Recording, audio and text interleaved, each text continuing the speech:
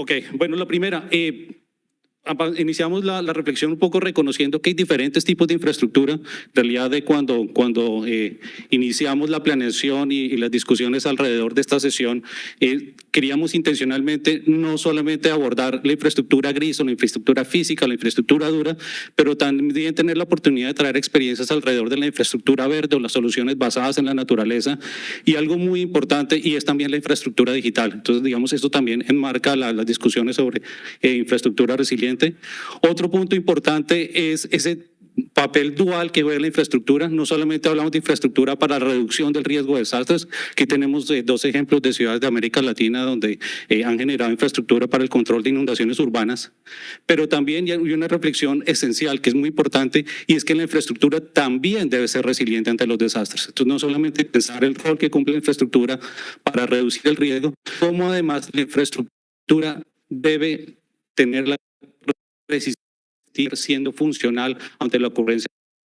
Aquí tenemos dos ejemplos. Uno es el terremoto de Ecuador y otro son lluvias en la ciudad de Medellín de Colombia, y en ambos casos podemos observar que hay una pérdida de la funcionalidad de la infraestructura.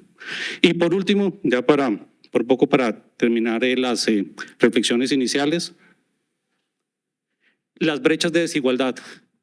La infraestructura cumple un rol esencial en reducir las brechas de desigualdad, el acceso a servicios públicos, el acceso a vivienda de calidad, el acceso a educación y, por supuesto, el acceso a un entorno seguro, un entorno donde hemos hecho un gran esfuerzo por tratar de reducir al mínimo aceptable el riesgo de desastres. Y esta también es una foto en este caso es una foto de Ciudad de Panamá, pero también para tener en cuenta una reflexión muy importante, y es que América Latina es la región más desigual del mundo, medida por el coeficiente de Gini. Y digamos, eso también es importante cuando proyectamos la infraestructura resiliente, cómo la infraestructura también nos ayuda a reducir las brechas de desigualdad.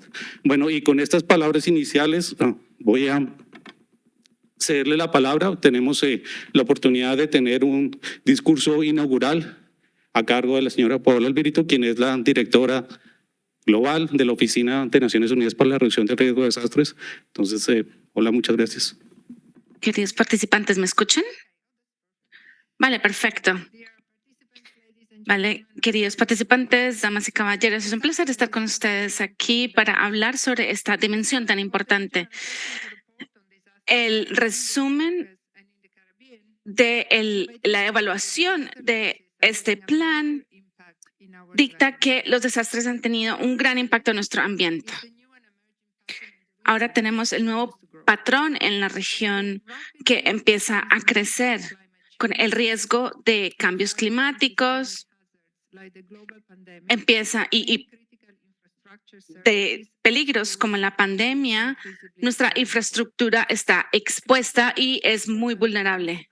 La infraestructura crítica afecta la calidad de vida y nuestro bienestar social por la provisión de los servicios esenciales en una amplia gama que van desde salud a educación, transporte, energía, telecomunicaciones, seguridad pública y, por supuesto, servicios de emergencia. Mientras vemos el paisaje de la región, vemos que la gestión del riesgo ha sido reactiva y la infraestructura resiliente todavía no está integrada en nuestro ADN. El informe de riesgos de dice que Latinoamérica es la región más vulnerable o más desigual en cuanto a distribución económica. Si esta tendencia sigue sin la integración de reducción de desastres y adaptación al cambio climático, el riesgo de desastres y el impacto de los desastres van a aumentar. Los sistemas de infraestructura crítica como salud, educación, energía, transporte y agua deben servir para todo el mundo. Existen vulnerabilidades en nuestros sistemas. Entonces, es fundamental que nuestra infraestructura crítica sea desarrollada a través de inversión en resiliencia. Este marco se enfoca en la sustentabilidad, en reducir el daño a la infraestructura crítica y la provisión de servicios como educación, salud, y esto se tiene que hacer para incrementar la resiliencia para el 2030. Esto significa que los Estados miembros tendrían que actualizar el marco regulatorio, políticas y estrategias que puedan soportar los cambios contextuales que existen. Sin embargo, para poder lograr esto, primero tenemos que entender el concepto de infraestructura resiliente y lo que esto significa. La Oficina de Reducción de Riesgos reconoce esta brecha y entonces está trabajando con Estados miembros, con todos ustedes, para poder mejorar la resiliencia de la infraestructura con socios como gobiernos e industria. UNDR está mejorando el ambiente para la infraestructura, para que las partes interesadas entiendan qué significa infraestructura resiliente, que esto se integre en la toma de decisiones. Esos principios ahora se están traduciendo a una guía para implementación que entrega digamos, instrucciones para tener una infraestructura resiliente y también cómo identificar prioridades. Adicionalmente, UNDR está desarrollando una herramienta de evaluación de infraestructura resiliente. Esta es una herramienta importante porque identifica vulnerabilidades dentro de los sistemas de infraestructura que no son visibles bajo una operación normal. Esto permite a los países entender mejor la interdependencia entre los sistemas de infraestructura, digamos, iluminando cuáles son esas partes vulnerables de su sistema de infraestructura. UNDR ahora está trayendo este trabajo a la región y está participando en mejorar los principios y entregar esta herramienta a 3 países: Costa Rica, Trinidad y Tobago y Panamá. Agradecemos a esos países por su voluntad en entrar en esta iniciativa para mejorar la resiliencia de su infraestructura crítica y, por supuesto, queremos trabajar con otros socios dentro de la región. Voy a terminar diciendo que uno de los objetivos de todo este marco es reducir de forma sustancial el daño a causa de desastres en la infraestructura crítica. Esto requiere un cambio de mentalidad, de enfocarse en gestión de desastres a priorizar prevención y que esto se riegue a todo el sistema de infraestructura. En UNDR estamos listos para colaborar con países y con socios en la región para acelerar el progreso hacia una infraestructura resiliente que es clave para poder lograr ODS de los países y de todo el mundo. Gracias. Thank you very much, Dr. Albitrio. Muchas gracias, doctor Albitrio. Creo que acabamos de escuchar, digamos, el discurso inaugural reúne, yo creo que los elementos principales que queremos transmitir en esta sesión y en particular decir que la infraestructura y particularmente la visión de infraestructura resiliente es una de las áreas donde más rápido estamos evolucionando para integrar la reducción del riesgo de desastres y la adaptación al cambio climático y el desarrollo de principios de infraestructura resiliente que puedan ser aplicados globalmente, particularmente con los 3 países que están iniciando el pilotaje de estos principios en América Latina y sobre todo también con un mensaje muy importante del discurso, y es que hay tareas urgentes particularmente desde la infraestructura crítica, la infraestructura que es esencial no solamente para el bienestar de las comunidades en América Latina y el Caribe, pero también son esenciales en el momento de hacer la recuperación en un post-desastre. Entonces, pues de nuevo, muchísimas gracias por acompañarnos. La doctora Paula Albitrio tiene que retirarse para unirse al segmento de trabajo de alto nivel. Entonces, muchas gracias por acompañarnos.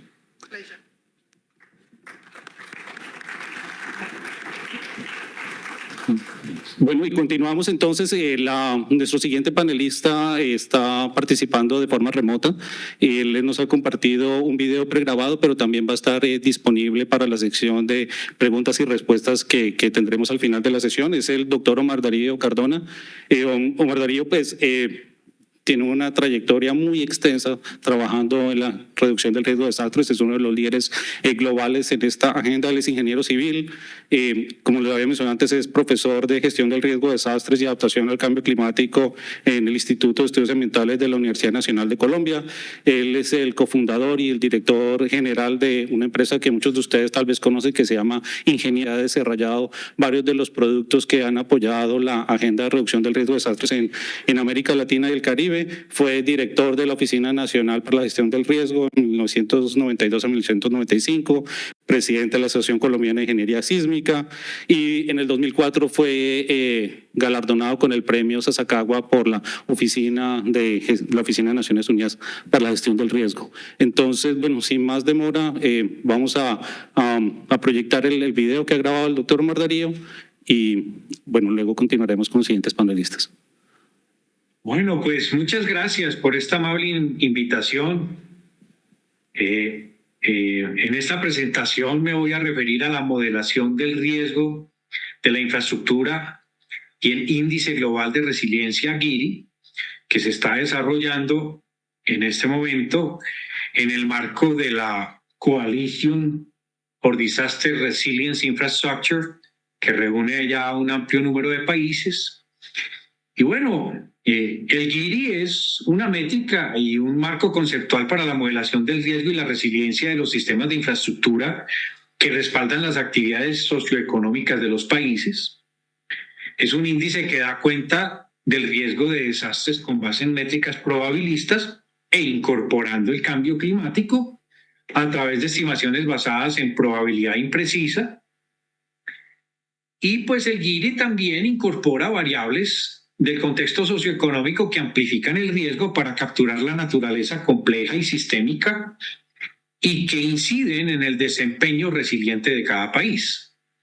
Ahora, se trata básicamente de un índice que está basado en el desempeño que cada país tiene, considerando una serie de capacidades que se pueden reflejar con base en indicadores asociados a tres componentes. El primero de ellos es la capacidad para anticiparse y absorber, que está muy asociado con la resistencia, la robustez de los sistemas. Un segundo componente que es la capacidad para prepararse y responder, muy asociado a la reacción eficiente, a la redundancia, por ejemplo.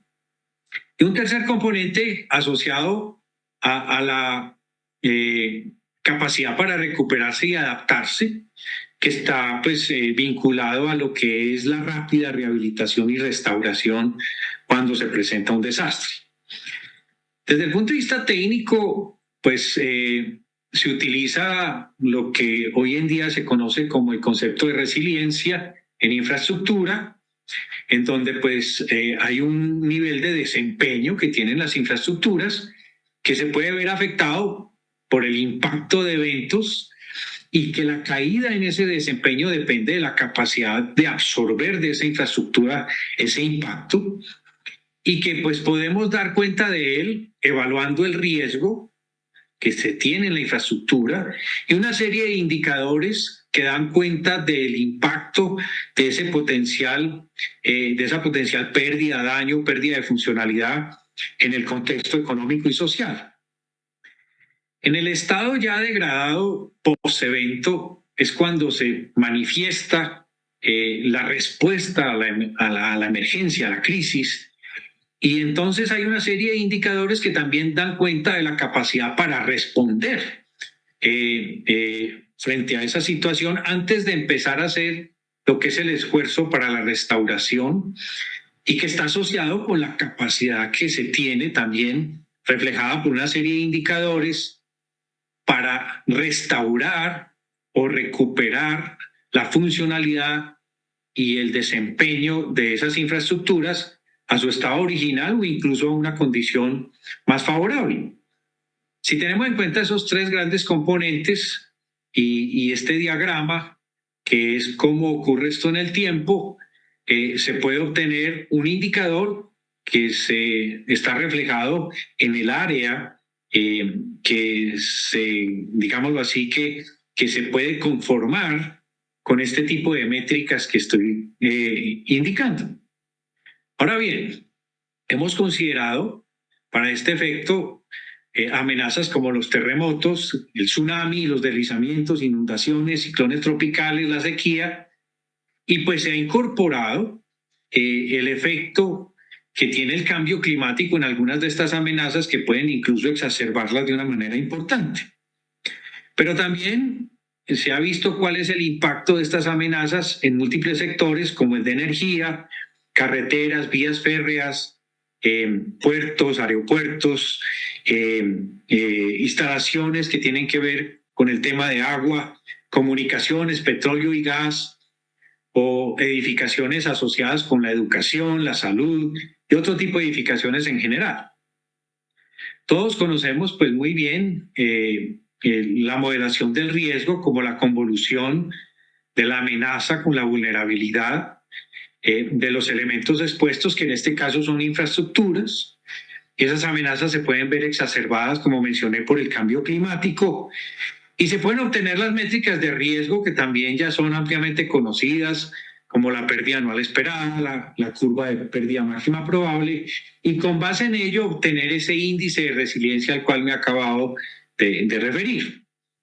Teniendo en cuenta los estudios que se han hecho para todos los países de amenaza sísmica, por ejemplo, para las Naciones Unidas en el marco del GAR, o para la evaluación de, igualmente para tsunami, también los estudios que realizamos y ahora con cambio climático de inundaciones para todos los países, o de los efectos potenciales que pueden causar los ciclones tropicales, y teniendo en cuenta cuál es la exposición, es decir, la infraestructura, todos estos sectores que he mencionado y su valoración en cada uno de los países, teniendo en consideración las bases de datos que existen para esto a nivel internacional, pues se ha hecho un análisis considerando una serie de arquetipos que caracterizan los diferentes componentes de infraestructura, es decir, cada infraestructura está subdividida en subcomponentes, y en cada una de esas infraestructuras se ha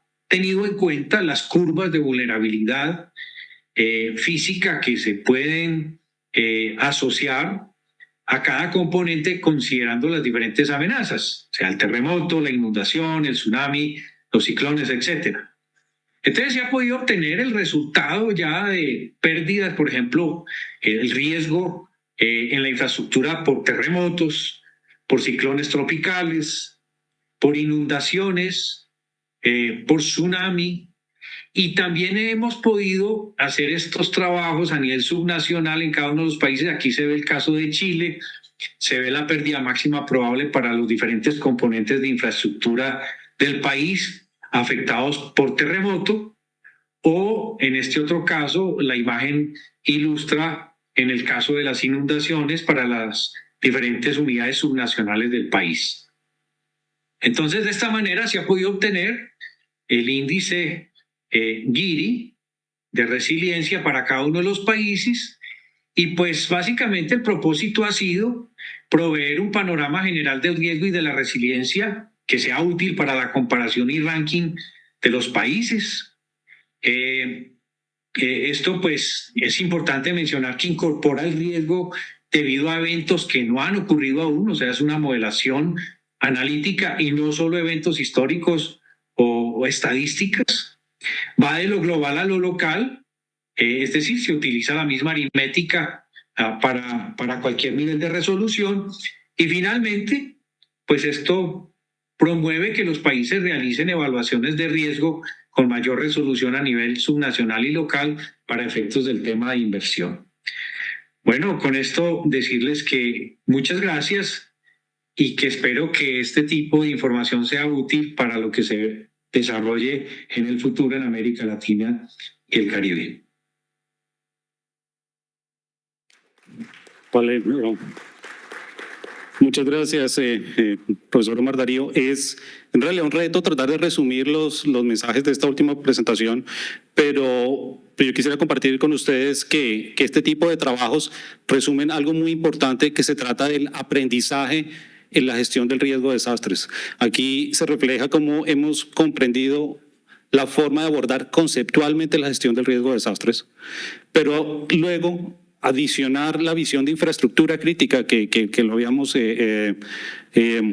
reflexionado en el primer discurso, y cómo a partir de eso hacemos esfuerzos por medir las diferentes etapas de la gestión del riesgo de desastres, particularmente en infraestructura crítica, y además tiene una capa adicional de aprendizaje, y es cómo el cambio climático está interactuando con diferentes amenazas, y por último, cómo reflejamos ese aprendizaje conceptual en métricas comunes que ayuden a la toma de decisiones. Entonces, intencionalmente también esta presentación la queríamos hacer como parte del primer panelista, precisamente para ambientar un poco el cómo hemos venido en América Latina y el Caribe, particularmente abordando la cuestión de entender, modelar, medir y apoyar la toma de decisiones en gestión del riesgo de desastres con este ejemplo particular de infraestructura. Creo que, digamos, muchos de ustedes pueden tener preguntas que al final vamos a tener tiempo para realizarlas, y quisiera compartir la herramienta Slido, slido.com, que es la herramienta que ha estado disponible durante toda la plataforma. Entonces, por favor, para que si pueden tomar una foto e ingresar a slido.com con el código 1918363 y pueden ingresar sus preguntas. Luego las preguntas me llegan aquí a mí en una de estas pantallas y yo podré estarlas refiriendo a los panelistas. La siguiente presentación está a cargo de Kevin Douglas. Kevin Douglas, un momento, revisamos. Es un profesional de la gestión del riesgo de desastres y adaptación al cambio climático. Tiene más de 10 años de experiencia formulando, implementando proyectos particularmente en ecosistemas costeros, y bueno, él nos va a presentar la experiencia trabajando en ecosistemas y comunidades vulnerables en áreas costeras. Él trabaja con un proyecto ahorita que está cofinanciado y complementado por The Nature Conservancy y la Cruz Roja en Jamaica. Él está participando de forma virtual, entonces adelante, Kevin.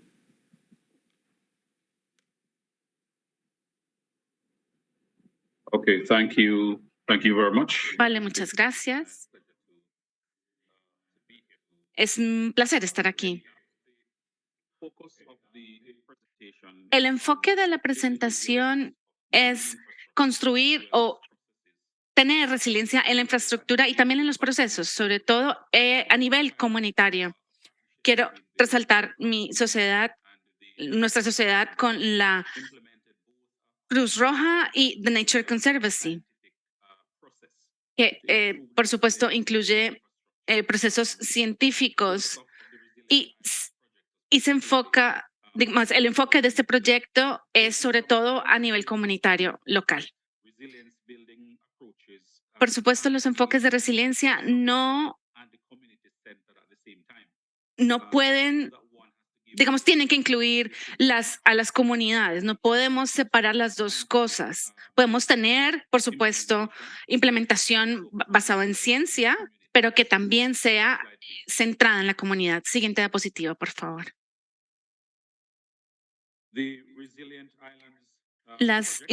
El proyecto de Islas Resilientes es una asociación entre The Nature Conservancy, que es la organización de conservación más grande, y la Cruz Roja, que es la organización más grande humanitaria. Entonces, esto incluye ciencia, así como gente, personas. Y es aquí donde estamos tratando de construir resiliencia. Por supuesto, en el caso de el Caribe, tenemos muchas amenazas y, por supuesto, esto lo que hace es afectar a las personas y las economías. Siguiente diapositiva. La Cruz Roja de Jamaica, en Nature Conservancy, se asegura o se enfoca en los procesos comunitarios y construir resiliencia ahí con participación comunitaria, que es absolutamente clave para, digamos, la sostenibilidad de estas iniciativas. Es importante que las comunidades participen. Esas son las personas que reciben el impacto o el efecto de las tormentas y de todas las amenazas que existen. Entonces, al participar con ellos y tenerlos en el centro de la acción de resiliencia es crítico. Es por esto que participamos con la comunidad y hacemos que ellos sean el centro de este enfoque. Siguiente diapositiva. These are just a few photographs of some of Estas us. son imágenes de algunas de nuestras actividades. Right. So in addition, ¿No? right. So in addition to the engagement, Entonces, adicionalmente a la participación de comunidades locales, nuestras actividades empiezan con evaluación e investigación científica, donde queremos que la comunidad esté igualmente involucrada. Entonces, son enfoques científicos y de personas. Siguiente diapositiva. right. So as I said, there are people-centered approach. Entonces, como lo mencioné, son enfoques en las personas y en la, digamos, la responsabilidad comunitaria y sostenibilidad, que es al final lo más importante. Entonces, los enfoques comunitarios, siguiente diapositiva, por favor. Yes, continue. Siguiente. Out of the community-led and the Entonces, scientific process, de estos procesos científicos y liderados por las comunidades, salía una infraestructura o, digamos, la solución de infraestructura verde y otro tipo de soluciones. Entonces, estas iniciativas de resiliencia, en estas actividades tuvimos expertos,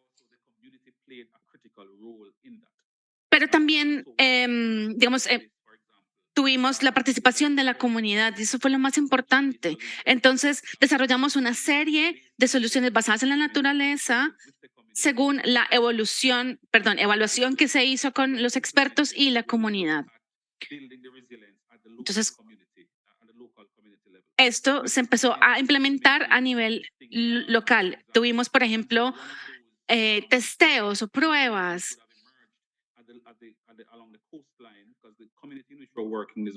El trabajo, esta comunidad es la comunidad pesquera más grande en Jamaica, entonces las actividades se hicieron en la costa.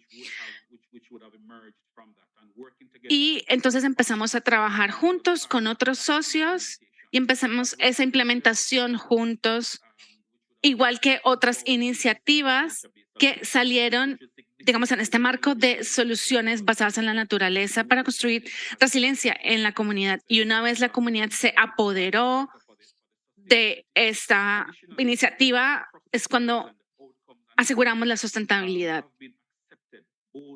Las acciones se aceptaron por las personas que toman las decisiones, pero también por parte de la comunidad.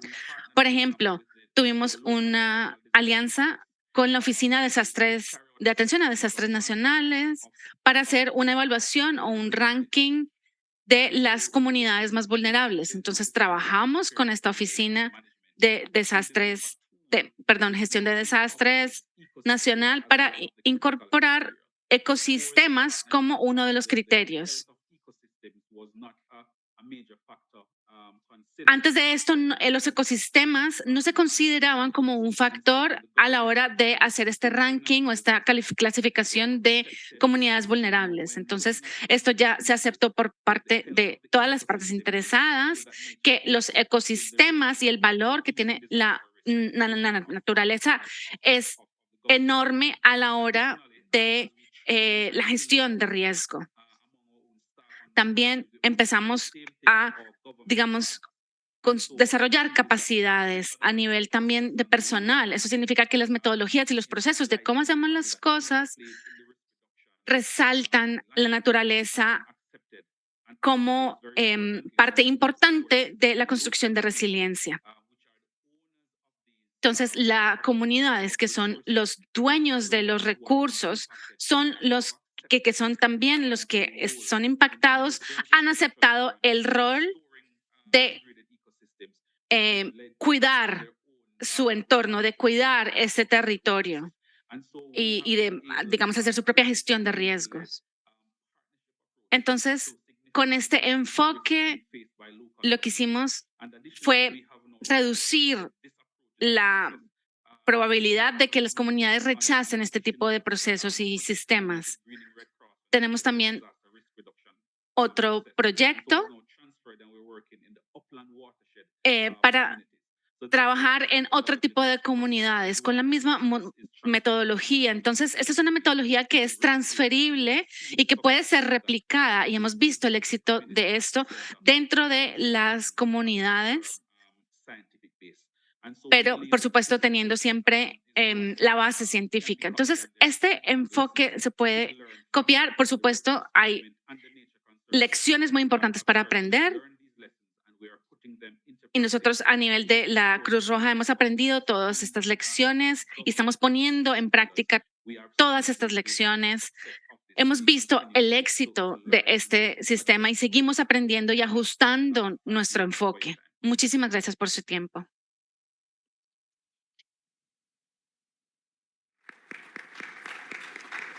Thank you very much, Kevin.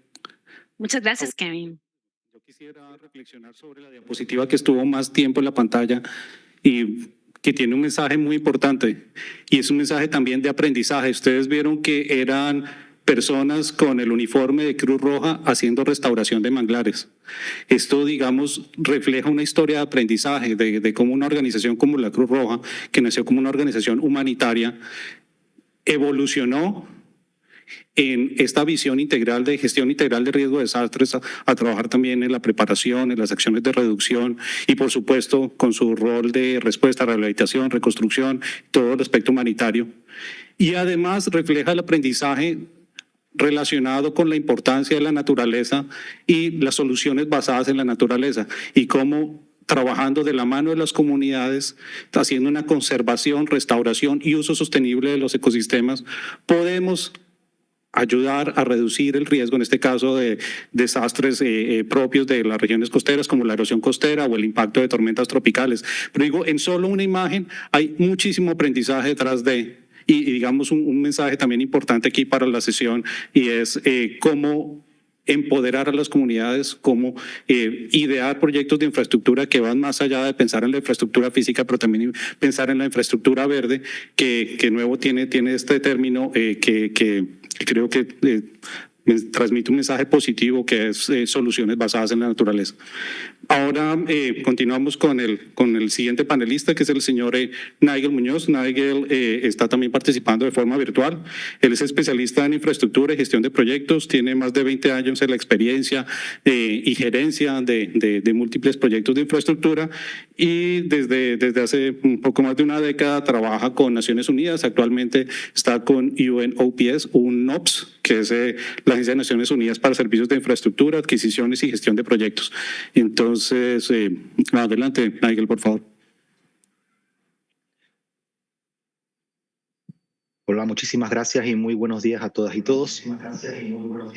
Bueno, hoy tengo el agrado de hablar con ustedes un poco sobre lo que llamamos infraestructura inclusiva para la acción por el clima y su relación con la infraestructura resiliente. Si podemos proyectar las diapositivas, por favor.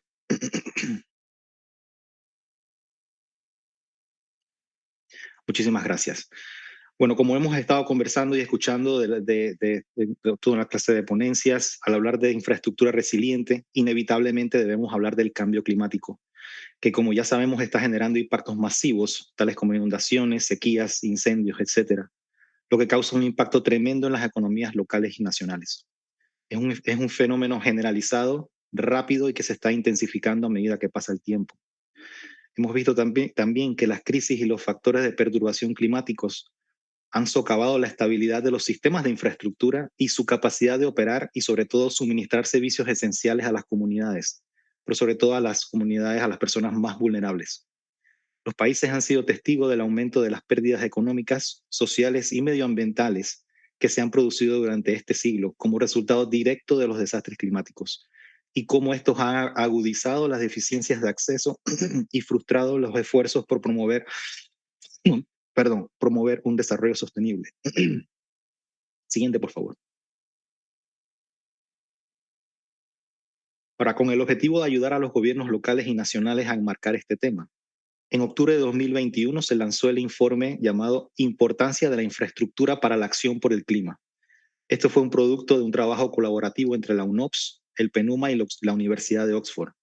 Esta investigación demostró que la infraestructura es responsable de hasta el 79% de la emisión de los gases de efecto invernadero y que hasta el 88% de los costos de adaptación provienen de la provisión de la infraestructura. Entonces no podemos pensar en el cambio climático sin la infraestructura y viceversa. También recordemos que la infraestructura está en el centro de todos los esfuerzos para alcanzar los objetivos de desarrollo sostenible, abarcando desde la salud y la educación para todas y todos hasta el acceso a la energía, el agua potable y el saneamiento. Para no repetir los errores del pasado y aprovechar todas las oportunidades de obtener beneficios, es fundamental que adoptemos un enfoque integrado sobre nuestro futuro, que tenga como una norma un desarrollo compatible con el clima, que se basa en el reconocimiento de que nuestro planeta tiene recursos limitados y que la actividad humana debe respetar los límites ambientales para poder evitar consecuencias que pongan en peligro la vida humana. Este desarrollo compatible con el clima lo situamos justo en la intersección de la mitigación climática, la adaptación y el desarrollo sostenible. Siguiente, por favor.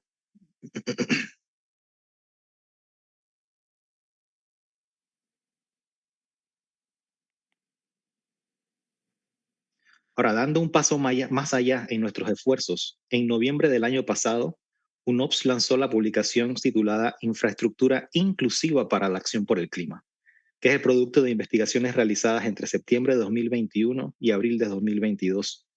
Este estudio se realizó en colaboración con diversas ONGs internacionales que trabajan directamente con comunidades en distintas partes del mundo, con el objetivo de evaluar mejor qué servicios de infraestructura necesitan los grupos marginados en su vida cotidiana. Aquí hemos visto que las desigualdades se manifiestan de forma que las poblaciones más marginadas se ven privadas de los servicios esenciales y de lo necesario para satisfacer sus necesidades básicas, lo que se traduce en una mala calidad de vida y la falta de resiliencia y capacidad de adaptación de estas personas para hacer frente a las dificultades de nuestro tiempo. Siguiente, por favor. Pero al final, ¿qué queremos decir con infraestructura inclusiva? Bueno, en este reporte la definimos como aquella cuyo desarrollo toma en cuenta las diversas necesidades de todas las personas, especialmente de las más marginadas, y las empodera para que tengan una buena calidad de vida, para que puedan participar plenamente en la sociedad y sean más resilientes a los efectos del cambio climático. Como resultado de esta investigación, surgió un abordaje inclusivo para el desarrollo de la infraestructura, y ahora les voy a comentar cómo se desarrolló. Siguiente, por favor.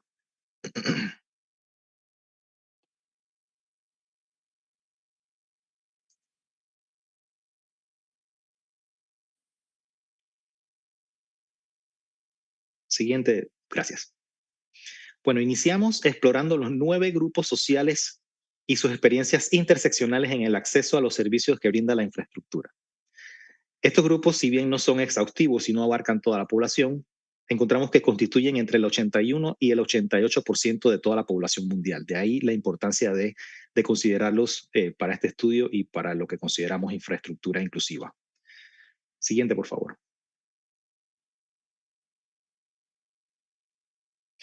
Luego se identificaron los principales obstáculos sistémicos que enfrentan estos grupos. Aquí lo podemos ver, corresponden a la discriminación y exclusión social, los obstáculos físicos y la falta de seguridad, los costos y requisitos prohibitivos, escaso acceso a la información y una falta de acceso a la toma de decisiones. Esto nos llevó, siguiente por favor.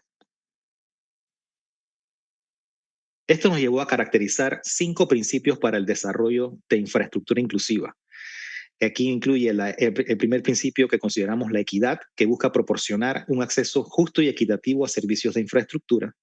La accesibilidad, que busca brindar soluciones centradas en las personas usuarias en lugar de pensar en las soluciones centradas en infraestructura en sí. La asequibilidad, que busca aumentar las oportunidades para que las personas puedan acceder a servicios de buena calidad, sostenibles y resilientes. El principio universal de Naciones Unidas, que es de no hacer daño, que reduce la exposición de las personas y el medio ambiente a los efectos sociales, económicos o físicos negativos que provienen del desarrollo de infraestructura o del cambio climático. Y por último, el principio de empoderamiento, que busca permitir que las personas puedan tomar decisiones informadas y sostenibles sobre sus vidas y actuar en relación con los problemas de índole climática de sus comunidades. Siguiente, por favor. Ahora, al final de esta jornada, y de esta investigación se produjeron 24 recomendaciones específicas que se agruparon en 7 ámbitos de acción. El primero sería la incorporación de la inclusión y el empoderamiento de las personas usuarias. El siguiente ámbito sería el fomento de la capacidad de las personas interesadas para lograr la inclusión, la recopilación de datos centrados en las personas, una promoción de la reforma de los marcos institucionales, la planificación y diseño para todas y todos, la innovación con modelos institucionales ascendentes, en otras palabras, bottom-up, y por último, el apoyo a las iniciativas en favor de la transparencia. Siguiente, por favor. Ahora, el informe también incluye una guía para aplicar todas las recomendaciones o la serie de recomendaciones que se incluyen según la etapa del ciclo de vida de la infraestructura. Entiéndase la planificación, la ejecución y la gestión. Y las principales partes interesadas que deben brindar su apoyo para alcanzar las metas trazadas y que la producción de infraestructura inclusiva sea exitosa. También incluye diversos casos de éxito, casos de estudio, brindando ejemplos reales de la aplicación de las recomendaciones en diferentes tipos de infraestructura, llámese telecomunicaciones, infraestructura de agua y saneamiento, edificaciones, etc. La próxima, por favor. Bueno, aquí hago una pausa y llego al final de mi exposición con esta frase para reflexionar, para escuchar las reflexiones por parte del moderador, y a la vez los invito a construir un mejor futuro que no deje a nadie atrás. Muchísimas gracias.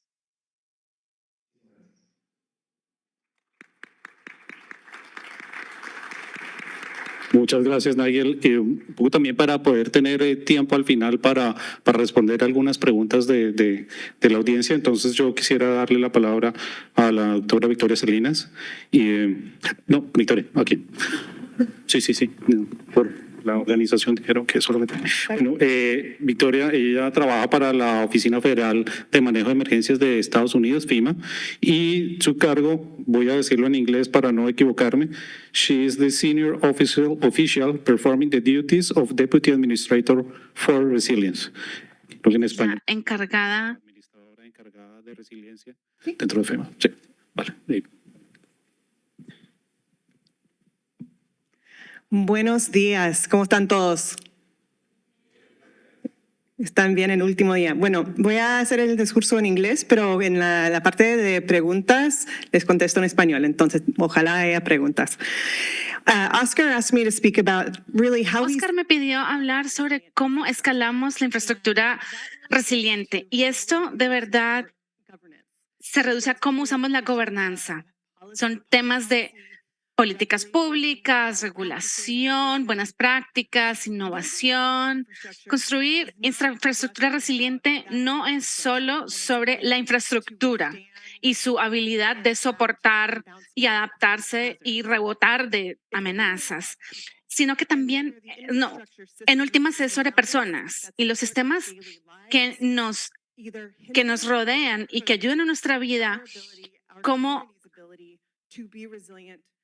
evitan que nosotros seamos resilientes a los estreses, digamos, al estrés y a las situaciones a las que nos enfrentamos. Entonces, la infraestructura resiliente,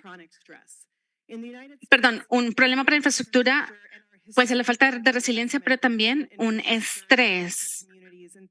Eso sucede en los Estados Unidos. Por ejemplo, sistemas de manejo de agua ha llevado en que comunidades como comunidades negras, comunidades latinas y otro tipo de comunidades o minorías sean afectadas. Entonces, en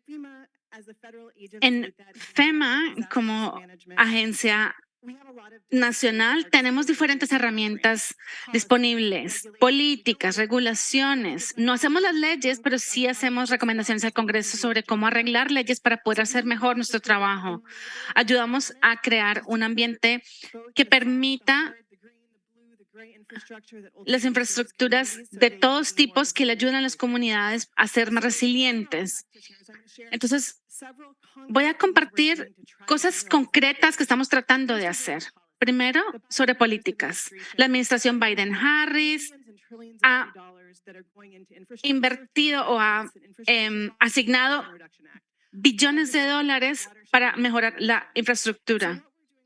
Entonces, lo que estamos haciendo por el lado de políticas es enfocar esto para integrar reducción de riesgo en todos los programas que están ejecutando esos dólares y que resultan en cambios en las comunidades. Reducción de riesgos, ciberseguridad, todo esto tiene un enfoque a la resiliencia. Y esto está en todos los programas que están incluidos en esta legislación tan histórica. En FEMA tenemos un ejemplo concreto, que es que estamos usando nuestras subvenciones para ayudar a esas prioridades federales. Queremos que el año pasado le dimos 1.300 millones de dólares a las comunidades. Nos aseguramos de que los proyectos y los programas ayuden a desarrollar capacidades. Todo desde proyectos para comunidades marginalizadas, mejorando códigos, todo lo que podemos hacer para mejorar las políticas que hemos puesto que manifiestan estas subvenciones. También nos quedamos en lo básico, hacer los códigos salvavidas. En los Estados Unidos, solo 35% de nuestras comunidades han adoptado los últimos códigos de construcción. Como ustedes saben, en los Estados Unidos, $1 en estos códigos son $11 en pérdidas futuras. Entonces, cuando vemos los siguientes 30 años, los códigos de resistencia nos van a ayudar a ahorrarnos 1.032 millones de dólares en pérdidas. Tengo que admitir que ayer tuve envidia cuando mi colega de Guatemala dijeron que ellos pudieran hacer sus códigos municipales. Y nuestra estructura de gobierno no nos permite hacer esto. Eso es una decisión local. Tenemos que usar ciencia de comportamiento para poder adoptar. Podemos penalizar, podemos motivar, pero desafortunadamente nosotros, digamos, no podemos hacer el cambio. Entonces hacemos todo lo posible para que todas las personas adopten estos códigos de construcción. Cambios regulatorios.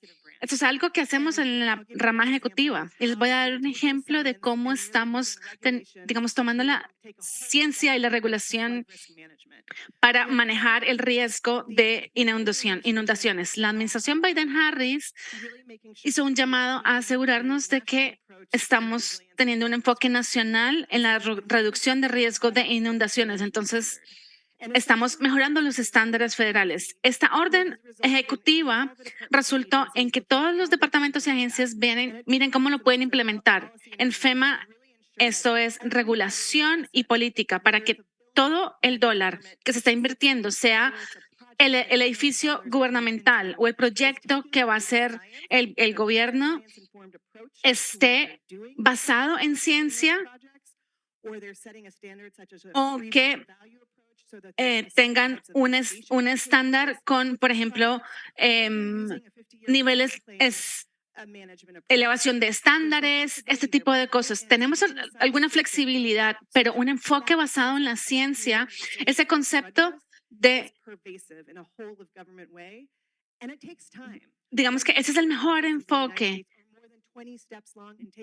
para poder implementar regulaciones en Estados Unidos. Son más de 20 pasos y son hasta años para poder implementar esto, pero el impacto es de largo plazo.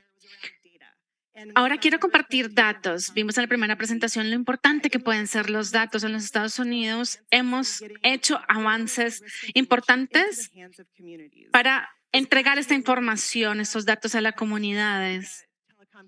Nosotros estamos en asociación, en la alianza con AT&T, la empresa de telecomunicaciones, y publicamos en línea un portal de reducción de riesgo.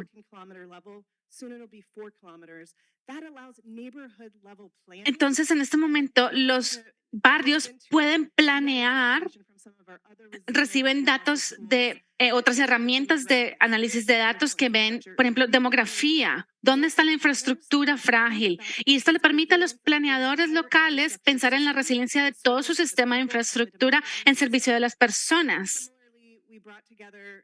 También tenemos otro portal que mezcla esto con recursos, pero los retos todavía están aquí. Esto va a ser lo último, gobernanza. Estamos hablando de traer diferentes sistemas, diferentes sectores para asegurarnos de tener digamos, infraestructura resiliente, y esto va a ser difícil.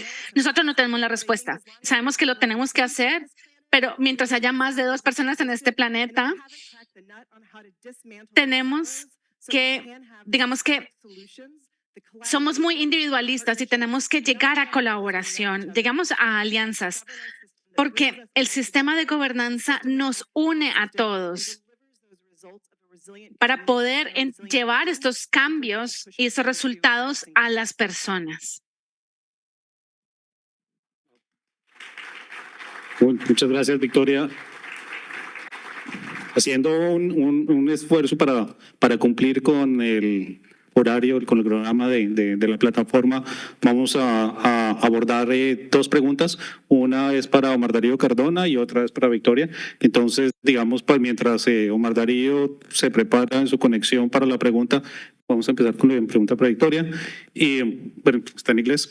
Dice, yo la voy a leer en español, tú lo puedes leer en inglés.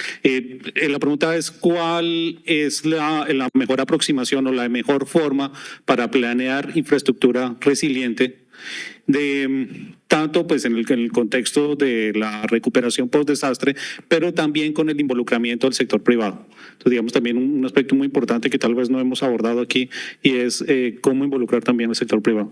Sí, aquí la localización es súper importante, porque lo que hemos visto es que este tipo de partnership se ocurre para lugares específicos. Entonces, lo que estamos haciendo y que estamos viendo es que para realmente en el post-desastre y también antes del desastre es el trabajo al nivel local, pero con esa alianza con estatal, federal, privado. Y una cosa muy interesante que acaba de pasar en Estados Unidos es en el fin del año pasado hay una nueva ley que se llama el Community Disaster Resilience Zone. Y lo que eso permite es que FEMA tiene que este julio, usando toda la data que existe, que tenemos en el National Risk Index y toda nuestra información científica, establecer todas las zonas en el nivel de census, el más pequeño que tenemos en Estados Unidos, que son más alto riesgo y menos capacidad social, económica, la más vulnerabilidad, para después trabajar con todas las agencias y llama específicamente el sector privado, filantrópicos, para trabajar sobre 5 años, avanzar las cosas rápidamente. Entonces, ese tipo de estructura nos va a permitir, ojalá, crear ese sistema de gobernanza donde yo hablaba que nos falta eso para hacerlo todas las veces. Ese es el desafío enfrente de nosotros, pero esa manera de localizar el problema, tener distintas organizaciones juntos, mirando el mismo problema, el mismo comprensión de riesgo, creo que nos va a llevar adelante. Vale. Muchas gracias. Y tenemos una pregunta para Omar Darío Cardona. Es una pregunta, digamos, larga. Dentro de la audiencia están interesados por saber, primero, pues, cuánto tiempo se ha demorado en calcular este índice global de infraestructura resiliente, pero también cómo consolidó diferentes fuentes de información, teniendo en cuenta que es una información intersectorial, y qué fuentes de información utilizó, y digamos un poco cómo se puede conocer un poco más sobre la forma como ha calculado la exposición de la infraestructura, las funciones de vulnerabilidad, y últimamente, y digamos al final también cómo ha calculado, cuánto se demoró en calcular el índice global de infraestructura resiliente. Bueno, gracias por la pregunta. Es muy larga, sí, efectivamente. Es un tema que habría que tomar mucho tiempo para responder cada una de las partes, pero así a grandes rasgos yo quiero decirles lo siguiente. El trabajo de infraestructura es que hay muchísima información, lo que pasa es que está dispersa y hubo que obtener pues bases de datos globales donde el patrimonio, digamos, de infraestructura está registrado en muchísimas fuentes que no podría entrar en detalle en este momento, pero va a haber un informe, un report muy pronto. Llevamos más o menos 1 año y medio haciendo todo este proceso. Es un consorcio de institutos, pues estamos nosotros liderando la parte técnico-científica, pero hay gente de Noruega, de Suiza, de Italia, de la India, en fin, y CDRI pues está haciendo un gran esfuerzo para que todo esto le sirva a los países en el siguiente sentido. Para decidir en qué medir, lo que no es dimensionado no puede ser administrado. Yo no puedo hacer gestión del riesgo si no conozco el riesgo. Entonces, lo que se está haciendo es un primer esfuerzo a nivel global que llega hasta una visión también global de país por país, por cada uno de los sectores y por cada una de las amenazas y de manera multiamenaza. Pero al final lo que se busca es que los países a través de este advocacy, esta promoción, pongan el lente y miren con mejor detalle cada uno de sus sectores, sus amenazas, y vean la enorme importancia que es prestar el apoyo justamente a lo que le da los servicios a la sociedad y a la comunidad, que es la infraestructura, y no es solamente la infraestructura gris, es la infraestructura verde, la infraestructura azul, como lo acaban de mencionar, y la importancia de un trabajo interinstitucional sistémico en donde esta problemática no se vea como de manera desagregada o independiente, sino en forma integral y comprensiva.